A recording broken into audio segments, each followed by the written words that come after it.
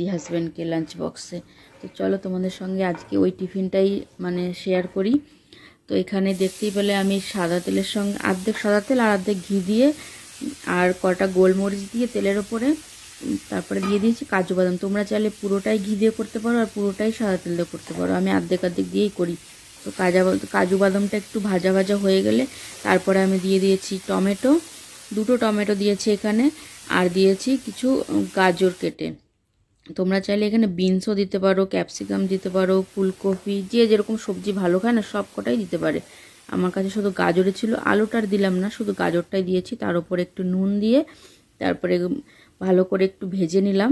তারপর একটু হলুদ দিয়েছি, হলুদ দিয়েও একটু সামান্য একটু নাড়িয়ে চাড়িয়ে ভেজে নিলাম। তারপরে টমেটোটা ভালো মতন গলে যাওয়ার পরে যেই মশলাটা মেন মশলা এই পোলাওয়ের, তো সেই মশলাটা দিয়ে দিলাম। এই মশলার মধ্যে কী কী আছে তোমাদের একবার বলে দিচ্ছি।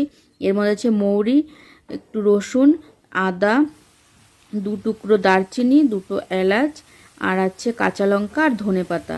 তার জন্য মশলাটা এরকম গ্রিন কালার হয়েছে। তো মশলাটা দিয়ে এখন সবজি দিয়ে ভালো মতন কষিয়ে নিয়েছি। ওটা ভালো মতন কষানোর পর দিয়ে দিয়েছি মটর, কারণ এই দিনে মটরশুঁটিটা পাওয়া যায় ভালো, তাই মটরশুঁটিটা ছিল এটাও দিয়ে দিয়েছি।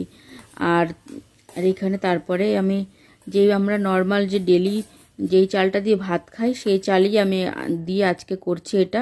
সেই চালটা আমি আধ ঘন্টা আগে ভালো করে ধুয়ে ভিজিয়ে রেখেছিলাম।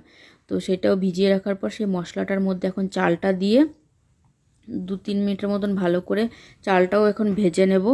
তো তারপরে ভেজে নিয়ে দেখতেই পাচ্ছ এখানে কি সুন্দর ভাজা হয়ে গেছে। তারপরে দিয়ে দেবো পরিমাণ মতন জল। প্রথম অল্প একটু জল দিয়ে এটা ভালো মতো নাড়িয়ে চাড়িয়ে নেব। আর এখনও তোমরা দেখতে পেলে আমি এখনও নুনটা কিন্তু দিইনি। তো এখন সামান্য জলটা দেওয়ার পর এখন পরিমাণ মতো যেটুকু নুন দরকার আমি সেইটুকু নুন দিয়ে দেবো এখানে। তারপরে আরেকটু জল লাগবে এখানে, তো আরেকটু জলও দিয়ে দিলাম।